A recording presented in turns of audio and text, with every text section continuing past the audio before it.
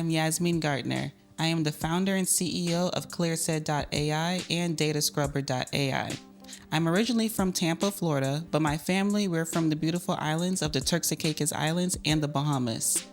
I have worked at large firms such as Accenture, CFPB, NTT Data, and US SOCOM as a senior data scientist, lead data engineer, and business intelligence analyst. If you would like to get in touch with me, please visit our website at www.clearsaid.ai or www.datascrubber.ai. And if you want to follow me on social media, please follow me on LinkedIn at Yasmine Gardiner. And if you want to stay up to date with my fashion styling as well as my charisma and humor, please follow me on Instagram at @ygardiner_. Thank you, everyone. Hi, my name is Miranda Johnson. I am originally from Charleston, South Carolina, and currently reside.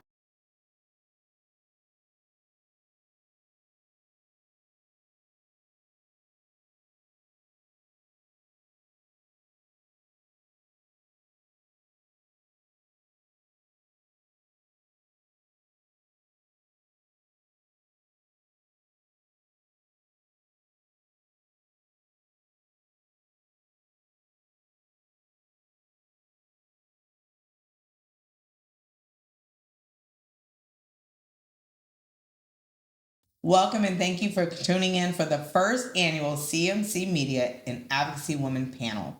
I'm your host, Miranda Johnson, here with Yasmine Gardiner.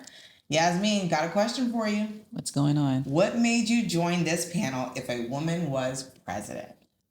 So what made me join this panel, if a woman was president, was because I want us to have a deeper dive if we were a president. I feel like a lot of women have that presidential mindset, being organized, being authentic, being disciplined, and also really upholding integrity. So imagine we had a conversation if that time was to come of being a president who was a woman. So I hear you seeing all these different characteristics of a woman being president. And of course, myself, I'm a mother.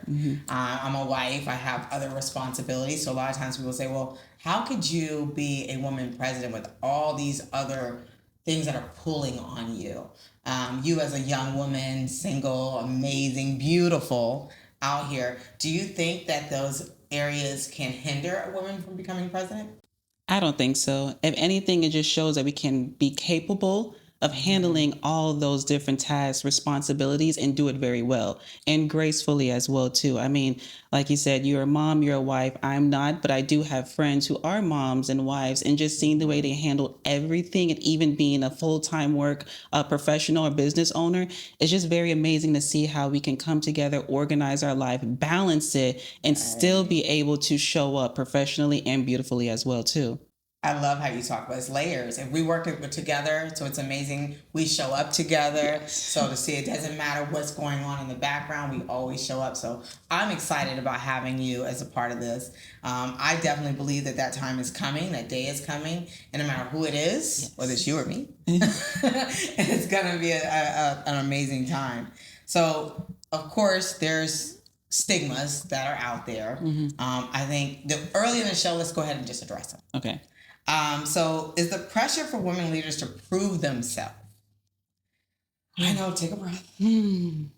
Greater for women or for men? Oh, it's definitely greater for women.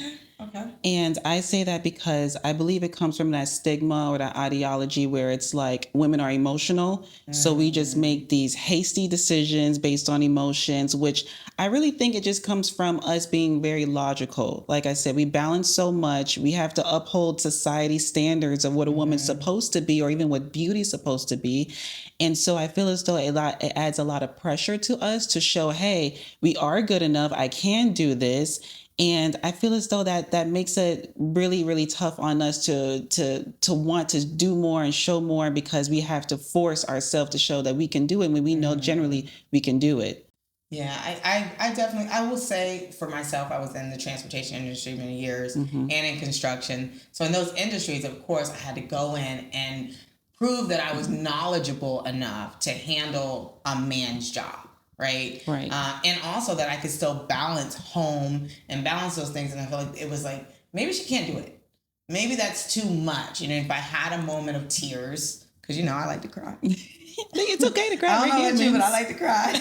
We're human. And I've cried in front of men before. Yeah. But I will say this, times have changed. Mm-hmm. And I love working with men because now I'm seeing men being more in tune and more understanding with what women go through. Because they are also becoming single fathers. They're also being taking care of their elderly parents. They're seeing what it goes through. So they have so much to do on their side. Yeah. I feel like they're now understanding. So Yes. I really love what's happening in the shift that's happening because I feel like I cry and they don't look at me as weak. Exactly. It's not a weak trait. I mean, you have to let it out. Right. If you don't let it out, it builds up, and then only God knows what that buildup can lead to, and it's some kind of negative situation or a negative outburst, whatever the case may be. So being able to let it out in that healthy capacity also requires the tribe you're in as well, too, to say, hey, it's okay. I trust you, and I just want to let it out. And I'm glad that we're all starting to see that it's okay to have emotions. I mean, it's healthy. Let it out in the most healthiest way around people who you can trust. You just said the tribe word. Yes. You said my magic word. Because it's all about the tribe, right? Yeah. It really is about who you hang around, who you speak to. You and I, we get on the phone. How long is the conversation? Like 2-3 hours. And most of the time you're like driving. I'm like, where is she going? Is she driving to Miami or something? Sometimes I mean, I like to drive. Drive is where I have my mental peace. But you are a part of my tribe. You and a couple other people. I know, right? I announced it. It's on live. She said TV. it. She said it, guys. She's a part of my tribe. You're that intellectual part when I want to. Okay, let's think this through. And also, we have a couple years difference in age. Was it like 2 years? Yeah. No, I love it. I'm lying. No, it's about can't 20. you tell? We're about 15 years difference in age. It's okay though. I love that because I get to learn from you. I get to see the younger version of what femininity looks like today. So I love it to be able to see that, and then from where I'm at, to see things that I could be better at. Yeah. So I feel like that it offers some balance. So for me, it's great. So you are a part of my tribe. So now that you know, on that.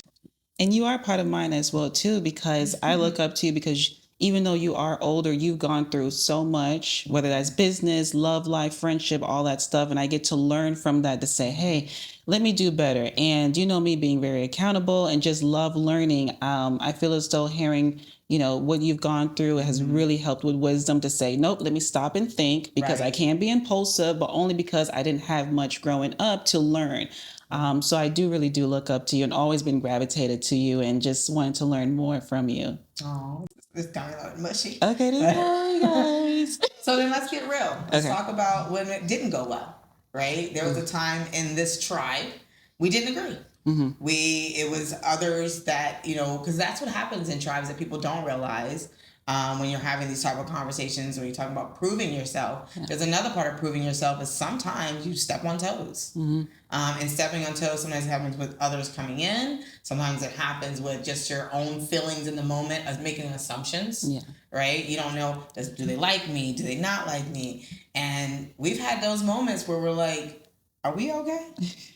Yes, we have. Are we okay? And let's just be honest. Sometimes it's not always a smile. No. Sometimes there are disagreements, but there's a key thing, and I think you would agree to this. It's the core. If I know your core well enough, and I know who you are at your core, I can trust that and leave it there. Right. So even if we have a disagreement, even if we don't like each other in that moment or in that second, I can go back to the core of Yasmine and say, you know what, that's not her. And then I can ride with that, unless you prove me otherwise.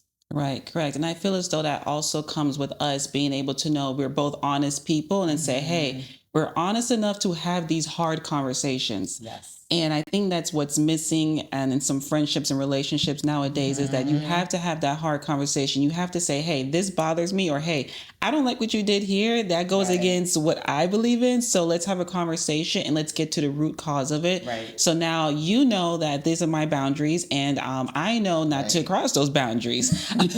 So it's really, so you have to be honest, which goes back to the emotions. Be honest with your emotions.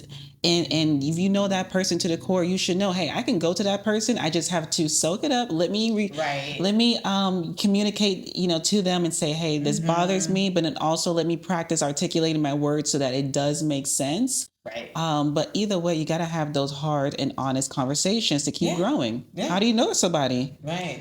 And that leads to my next question is, we hear about the boys club. Oof. Everyone talks about the good old boys club, whether it be through fraternities or different jobs. We always hear about it, whether they played sports together. What does the women's club look like? What does it look like for women to have, what do our groups look like? What would you say they look like? Hello, I'm Norman Harris, owner and CEO of Comfort Measures Consulting. We are a healthcare resource platform that specializes in business development for independently, privately owned healthcare organizations. Let's partner together to support your business growth through strategic digital marketing and community engagement. You can DM us, call us, text me. I'm here for you. We're ready to serve you. Thank you.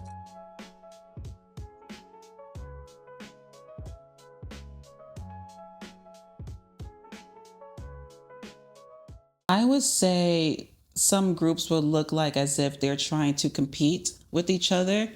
And I think that's very devastating because I tell people all the time, there's so much money out there. We all need to come together as a union.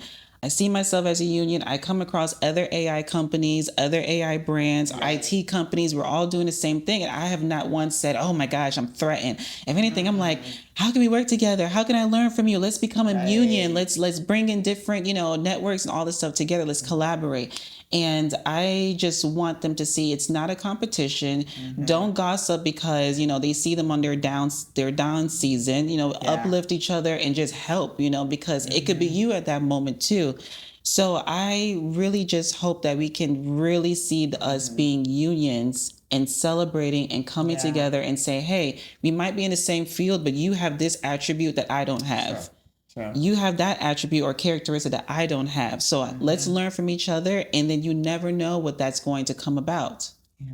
I like calling it like finding each other's superpower. Yeah. Because I feel like we all have a different superpower. And it's like watching the Power Rangers, the green one, the pink one, and they all kind of come together.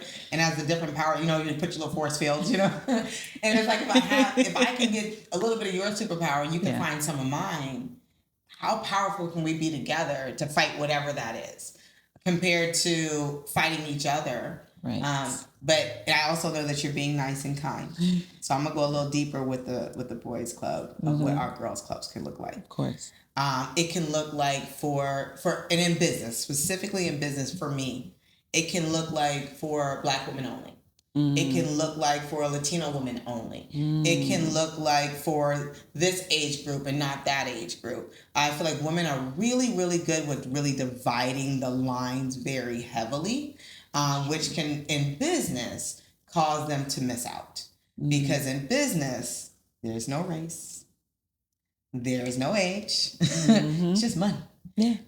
And it's understanding. And you need, and taking men out of the equation is so dangerous. Yeah. We do a lot of women only. So there's times where it works and it makes sense. And then there's times where it can affect you. Right. So for me, I see the clicks when we start adding race on business groups. I know they may not like that. That's Miranda. That's where I believe in collaboration. I push the boundaries of collaboration. Yeah. So I work with all races. I work with all genders. I love working with younger, older. Believe it or not, I actually have people in seniors in business because there's so much wealth and knowledge that you get from people. Even if they didn't do social media, there's so much things that they can tell you the grassroots way of doing in business. And if you alienate them, you are alienating a big part of the conversation that understood business before you. True. So for me, I see the clicks that begin to happen. And within the click is another click of how much money you have. What kind of car are you driving? Where do you shop at? Do you wear a wig? Do you have locks? It becomes a beauty competition of a click. I know you see it. Oof. I know you've been in it. Yes. Go ahead. Yes. I see the face. Yes. For myself, just being super humble, and I don't know if it's just just the way I was raised, because in the islands, we don't care. As long as you have a roof over your head, you're living, you're breathing, you're smiling today, we're happy, we're fine. And so coming into, more an environment where they're just so focused on the kind of car you drive, or what does your place look like, how much money, oh, we're going to this high-end restaurant. For me, I'm just like, listen, I'm driving my old Honda, and I'm so happy with that, because it gets me to where I need to go. And, at least I'm showing up to say, hey, I'm committed to what I'm doing to help the community, to help others, business growing and whatnot. But you should focus that I showed up. You should focus on how I treat you as a friend. Because at the end of the day, there are some people who can't afford their cars. And so you're doing all of that, but you can't afford the car. And I think that's just not fair to judge someone who is driving something that's older because I don't fit in this ideology or this image that we're supposed to have. And I think that image is really stopping a lot of people from being great and even be more authentic. And, and even just being humble and just being who I am allows people who does have that wall, put it down a little bit to say, you know what, maybe I shouldn't care. Maybe it doesn't matter. And I love seeing that side of people because I'm like, yes, you shouldn't matter. Like, this is awesome, right? It feels free, don't you? So I do see that, and I just don't pay attention to it, or I just say, hey, this is not my tribe, and that's okay. I wish y'all the bless. Yeah. So I I'm so glad you said all those things, because I remember going into real estate, and I went and I bought a minivan. And two reasons. I have 5 kids. The other reason why I got a minivan was because I wanted to be able to take my clients around. Yeah. So this is pre-COVID, where clients were riding the car with you. And I remember reading this post. I have to tell y'all, the post on Facebook said, I don't care how bad life gets, you'll never catch me driving a minivan. And I was like, oh.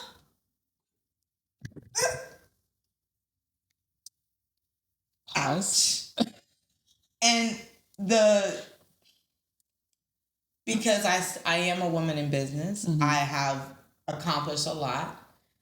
The ego inside of me that wanted to say, a few choice words, because even though I'm driving this minivan, my minivan is paid for because my business paid for it.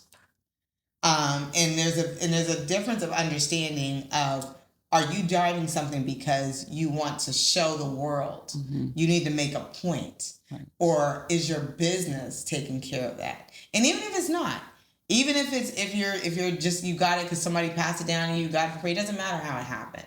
But at the end of the day, if you're looking at my vehicle, you missed the point. Yeah.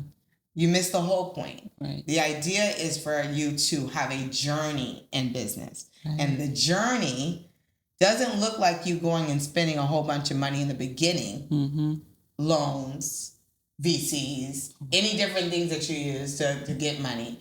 And you use that money to look like something. And then on the other side, when it's time to pull out real cash, you're not capable. Right. So I would rather, which I've had moments, drive that old Mercury Sable with no power steering. I have one. And be on my journey to wealth than to try to prove something to someone else. And I feel as though that's very respectful, like people start to see, oh, wow, she took her time. She didn't try to be flashy or try to, fit in. Right. She really was so focused on her journey that it's very respectable, because you did it the right way, the integrity way. And it's like, man, like the amount of times I get that, I get that, because you're like, Yasmine, seeing how you were when you first started to now, it's so respectful. And I'm like, this is what I want. I want to be respected. And I'm glad that I'm just being able to show this journey to others, and even learning from you, as well too, to say, you guys just do it. Right. And then on top of it, it's a material things, honestly. When the business takes off, then you can afford that big old nice G-Wagon, whatever the case may be. Do what you want. Do what you want. Do what you want. Do as you please. I love it for you. That's it. Yeah. Just show up. It's not saying take it away. No. It's just saying, and it's not saying times that you can't celebrate yourself. Of course not. Because I always celebrated my wins. Yes. But not for someone else. Yeah. So... How can we dismantle to help the next generation, those coming after us, to have a different mindset, a different view, so that they don't get caught up in the clicks and this ideology of what it looks like to be in business or to have an LLC? I think we need to start being more curious and open-minded to someone. You know, I can look at you and say, okay, Miranda has locks. She has a septum. And her earrings, they're always different. They're always so elaborate. I want to learn about her a little bit, or just see why does she go for this look. And maybe that gives me a deeper dive of, you know, who she is, her story. And of course, you know, building as time comes. But I feel like we need to be more curious of people, because you can look at us and say, interesting. Like for me, you don't see it now, but I have over 30 tattoos. So when I am on that leg, girl. I did. So when I am showing my tattoos, that curiosity of why does she has a chest tattoo, or why does she, let me go talk to her. And then you start to see, oh, this person is actually a great person, regardless of what they're driving, regardless of what they have. They're like, this person is great. And that's what we want. Long-term friendships, long-term relationships. I think that's where we need to start doing more, being more curious about each other, and just open-minded, you know, and just stop looking on what's on the outside and figure out, who is this person? Why are they, you know, I see them all the time. And again, the elaborate earrings is beautiful. Where do you go shop? Oh, you go there too? Oh, I need to start going there too. And it starts building that friendship and relationship. And that's where you start to see the 5 years, the 10 years, 15, 20 years relationships. And that's just longevity. That's what we should be striving for. Longevity, which turns into legacy. That, girl, you said a mouthful. You definitely said a mouthful. I love it because you mentioned collaboration earlier. To get to collaboration, curiosity must happen, right? And acceptance. And to be able to say, you may not do exactly what I do, or maybe you do, but maybe you do it different, from a different perspective. Right. And for me, you know, I was a military brat. I have two parents, amazing mother and father, who are a little bit of hippies. They won't admit it. You know, my mother is a pastor. My dad not. No longer together, but that's okay. They're cool. But they allowed me to freely express myself, which, you know, I think allowed me to go into entrepreneurship early. Nice. So I'm coming from a very different perspective from maybe somebody who was stifled. Maybe someone was told, no, you can't do this. So the barrier is a little different. I also was a young mom, so there's certain things that I may come with somebody who may say, I don't have any children. But it doesn't mean I can't learn from you and that you can't learn from me. We're just coming from different areas. And I traveled a different road that I can say, hey, this is what I tried. Right. Maybe you want to try that.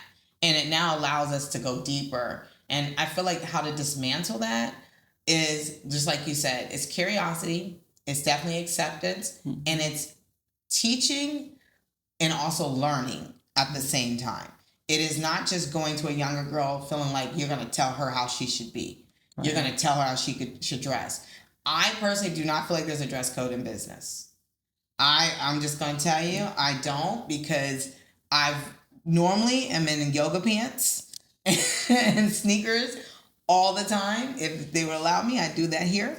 And even when I go out, that's my dress code. That's how I feel comfortable. Not that I'm not comfortable here, but I feel like we need to get rid of these like monkey suit stereotypes. Oh my gosh. Yes. Start going back to listening to what children are saying. I feel like they're pushing barriers. They've already proved us wrong. We told them that TikTok wasn't going to make them no money. Shame on us. We told them that YouTube wasn't going to make no money. Embarrassing. We keep telling them that things were not going to happen. And they have literally in our faces said, watch me. Yeah. And now we as adults are trying to copy what they did. Yeah. When I felt like that's the collaboration. That's the dismantling. Pay attention what the younger generation is doing, because they are evolving faster than us. So as we evolve and as we look at these groups, go back and say, are your groups listening to the younger generation? Right. And if they're not, you're not growing. I need to start listening just a little bit. Because, you know, each generation they've gone through, someone was always that one that was outspoken or stepped out and whatnot. Right, you know, you've seen in this 50s, 60s, you've seen it in every different generation. Right. So this is just this generation. It happens to be social media. So... the next one is going to be something different where I'm going to be like, well, what the heck is this? Okay, I guess I will learn. Exactly. And what will that be? Who knows? And so in saying that, what So that took sacrifice. I'm sure that took that child or that person or that adult to say, I'm going to go against the grain. Right. What's the one sacrifice in your career through your journey that you think you made that you probably will either never make again, or you are happy with and you're glad you did it? You're scratching your head hard, girl. Ooh, y'all, please keep your 9 to 5. Oh, yes. So it's funny enough because I didn't like quit my 9 to 5. Okay. I actually got laid off. Yeah. And so during that time, I said, okay, maybe this is God telling me go. Maybe this is God telling me go full time and see how it works out. Man, I did that. And I said, let me go back to 9 to 5 because that stability was just so much needed, but I was still growing my business at the same time too. So and I understand that the job market in today's society is just very difficult to try to find a job, but entrepreneur can also be Uber, Lyft, whatever you can find to gain that stability. Please find a full-time stability.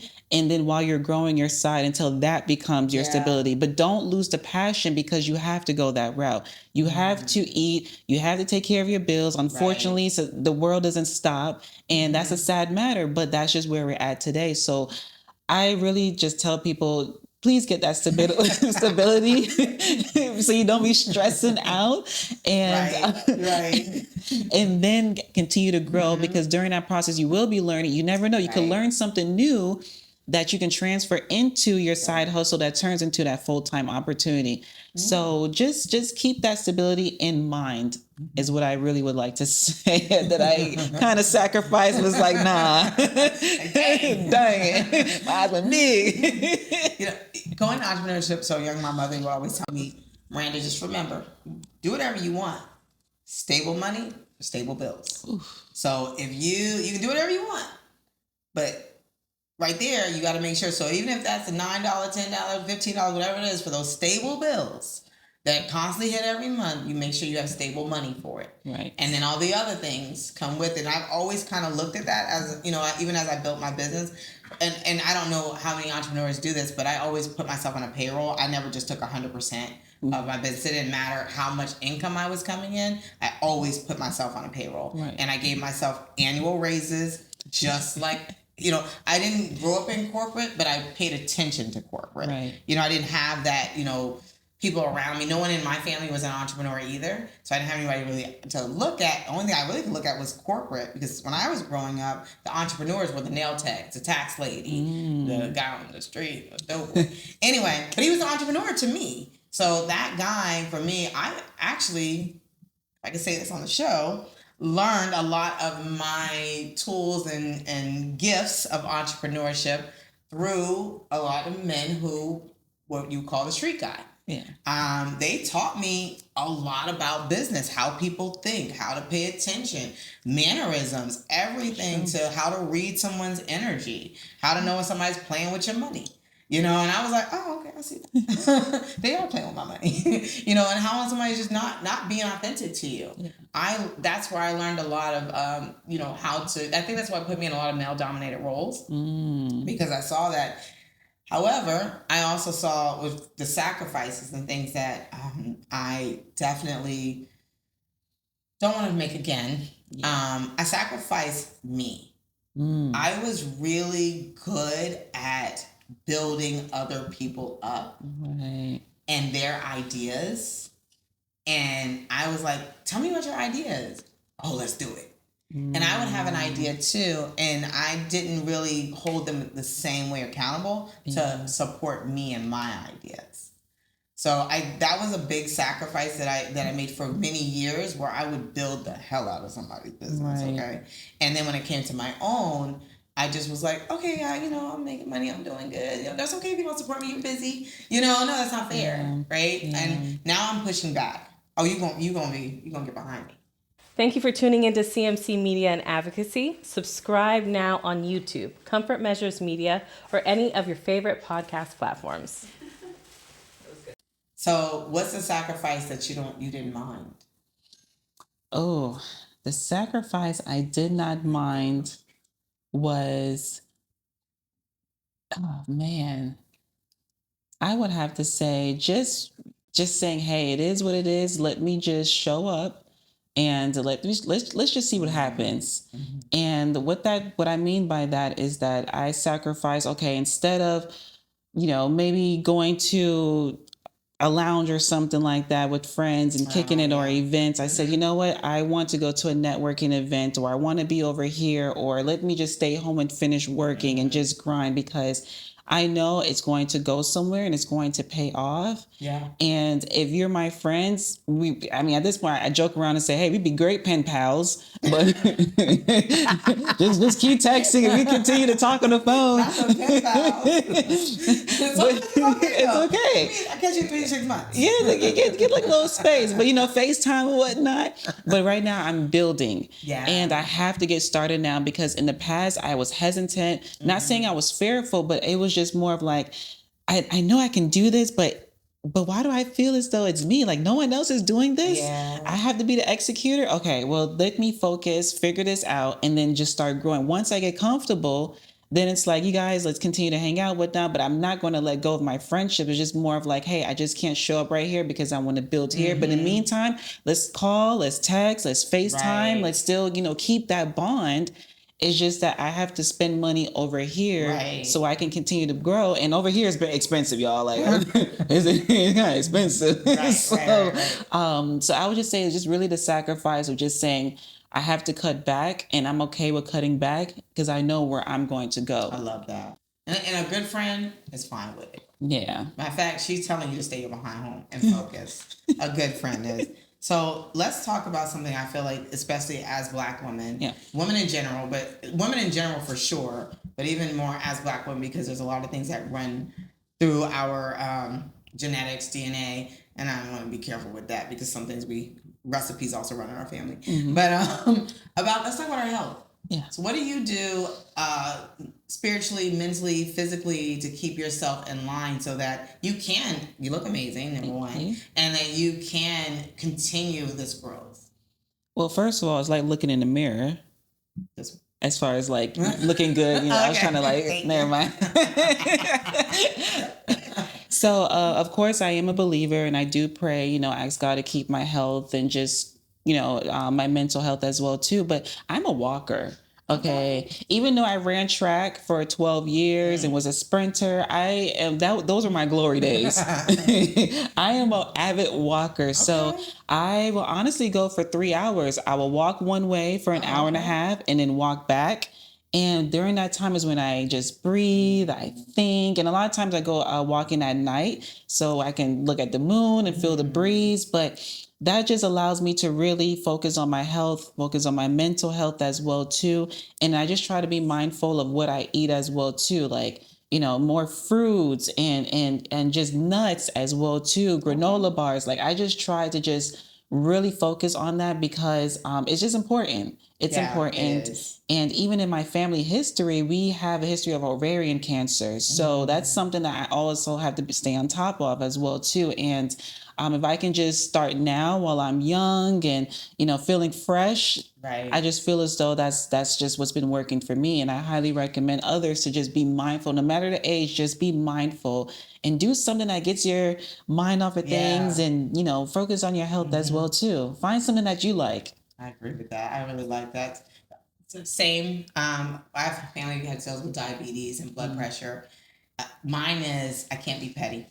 I can't match energy. I cannot do things that my spirit has to agree with it because I have to stay in a place of peace. And if there's something that, is aggravating or is making me feel amped, of course I have to be mindful about my eating, but I have to be mindful about my energy. And the more mindful I am about my energy, that plays into my work life. It plays into my family life. Because I do recognize how I take care of myself. If I'm, like you said, I love walking as well. If I'm working, mine's planking. Everybody knows I love to plank. People know me. I'm a planker.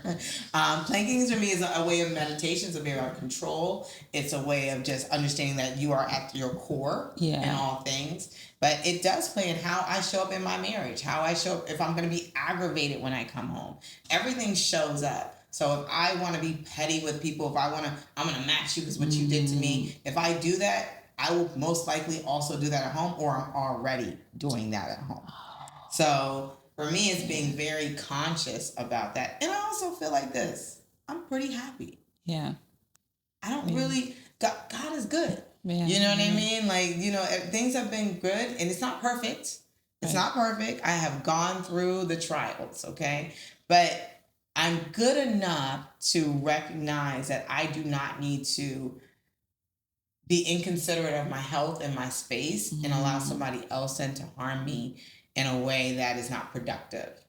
So yeah, for me, that's how I think all that ties into what you're saying and it's together is that being health conscious, what you eat, what you're around, playing what you eat, who you're around will play into all things. I truly adore, respect, and I love that because I feel as though that's something that a lot of people overlook. Yeah. If you are petty and doing all of that stuff, it builds bitterness.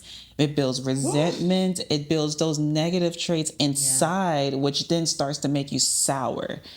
And you walk around here sour. Now you have this mindset of anger, and it's a buildup, and that doesn't feel good on the inside. It's funny. Not too long ago, I was watching a YouTube channel of a pastor, and he was talking about be a peacemaker. Even if someone is just yawning, and somebody you don't agree with, just nod and say, okay, that's cool, and just go about your day. Because once you disturb your peace, your peace of mind makes you to lose yourself, and lose your mind, your sanity. And even there are people who worked hard to get to that point, just for something to happen, they lose it. Everything. So being that peacemaker really does require you to say, I'm not going to engage. I know who and what I want around me because I have experienced different energies, different circles, and all this other stuff to know that I prefer this, and I can, be an arm's length, but still show love, kindness, friendliness, of course. But I just, take my time because my peace is important. Yes, I like peace that. of mind is important. I like that. That's something I told someone recently. They were wanting to argue. And I said, here's the thing. Are you wanting to argue for us to get to a point of healing? Or are you wanting to argue to prove a point? Because if you want to prove your point, well, you need to stop talking. Yeah. Because I only will, and that's even in my marriage, it's in my kids, it's everything. We need to be having a conversation, and it can be upset. You can yell, you can get upset, but it needs to be for the betterment of what we're supposed to be doing. And that brings me to something that we haven't touched on. We talked a little bit about the younger generation, and we're talking about how healing and health. What is one thing you feel like should be in the grade school system right now that you think that would help young women entrepreneurs who might be the next president? If you were to pick one class topic, what would your class topic be? I would say I'm kind of torn, but I would just between emotional intelligence and communication. And I say that's because you're going to come across people. People are everywhere. Networking, that's the biggest word now, networking. But you need to know how to just be okay to say, let's just have a conversation. How was your day? Oh, what do you like to do for fun? I realize a lot of people find that very hard to do nowadays, and it's like you're coming across people. Like, I understand, they're introverts, there's shyness and whatnot. But how do you get a chance to grow yourself and being able to articulate how you feel and being able to say, this bothers me, if you don't put yourself out there and just start talking to people and having those conversations. So I really would say just really communication. Practice communication, practice how to, write in cursive and all this stuff. Like I like going back to cursive. Hey, I'm old fashioned, honestly, guys. But, people are everywhere. We need to learn how to adapt to those who didn't grow up like us, adapt to those who are having different perspectives, those with different abilities as well, too. We need to really just understand people are always going to be around us. And you're going to come across different people. Being able to just understand and just communicate, I think that's what we're missing because we're so tied to our social media and just making us that our only silo, Okay. The class would be simple and sweet for me. Unbox me. That would be my class assignment. It would be walking in and everything there are no boxes. You're learning how to be unique, set apart, be different. You come in as you are, You walk in and there's no social structures. Everything is about tell me who you are and tell me why you think that way. Right. And no one gets to come in and change your mind. You just listening. It's all just listening about different perspectives. And that class would just be called Unbox Me. Oh, just let me be me. I think that's what's missing is people just being able to just be simply themselves. Of course. In a healthy manner that is within a growth way. Not just unbox me and then you just and I'll leave that alone. So we're almost to the end here. Aww. I know. I feel like this is good, right? This is great conversation. Okay, how much we having? Anyway, I'm gonna end with something that I feel like is kind of a hot topic right now. Mm-hmm. What do you bring to the table in marriage? No, sorry.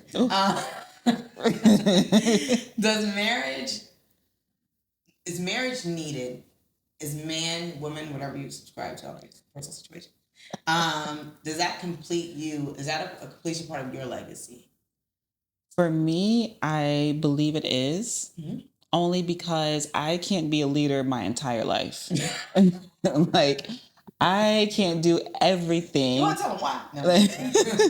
Listen, I try, and I just feel as though that's just something that should be a part of my legacy. And that's where, even though I'm a single woman, that's where I've been trying to think to myself, well, what do I want in a guy when I'm dating? And I looked at and this is something I want you to answer for me too, to see if I'm heading in the right direction. Okay. But I truly believe in alignment and purpose. Okay. I know I'm walking in my purpose, right? And I'm just trying to think, okay, does the guy have where my weakness is at?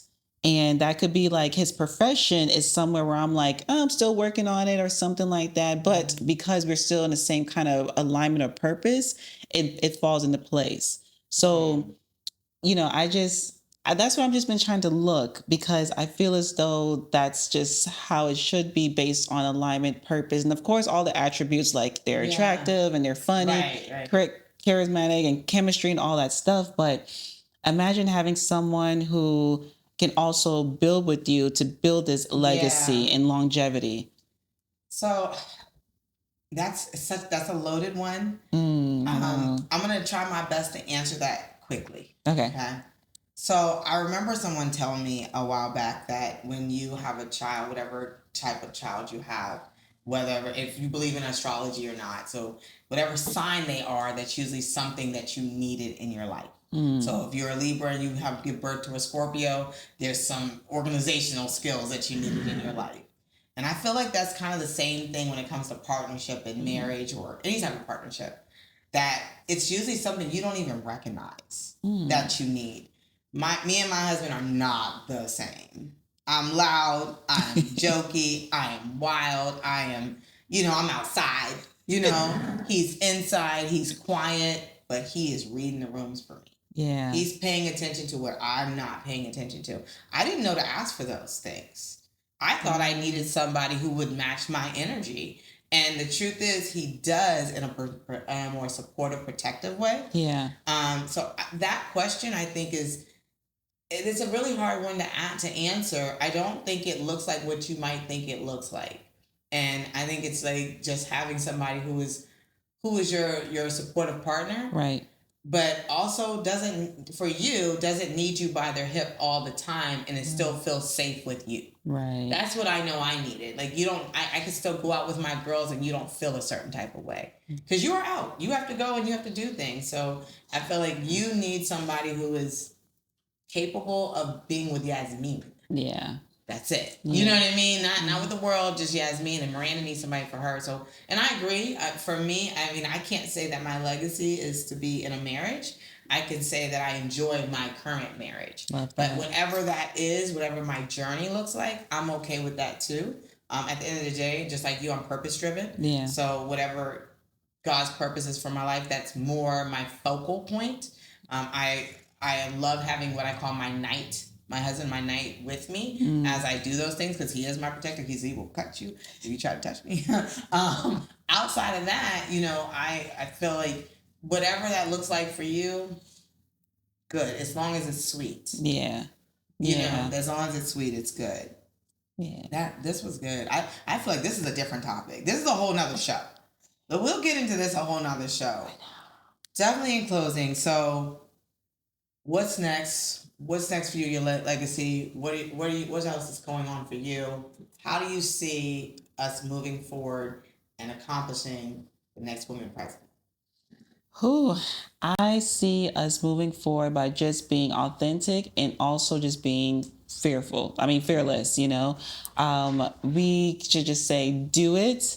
And your legacy is really just, you know, your next, you know, literally like your kids, the grandkids, and in the future. Right. And if you don't want kids, you know, your nieces, your nephew, is just that legacy. And it's funny enough because a long time ago, something was pointed out to me that I was reading in the Bible and just also listened to a pastor, but it was saying like your last name is your legacy too, you know? So also pay attention of your name and how you can utilize that for longevity. Because a lot of these big brands are last names. If you look at Rihanna, Fenty, you know, you look at Mirajo, exactly. If you look at Hennessy, Carnegie, you look at all of these big names, and they are that last name. So, you know, so figure out, you know, what in your name can you just say, this is going to be long term, and this is what's going to allow people to remember me. And it doesn't even have to be business or, you know, it has to be this grand material things of money. It could even be just a respect, you being respectable in the community.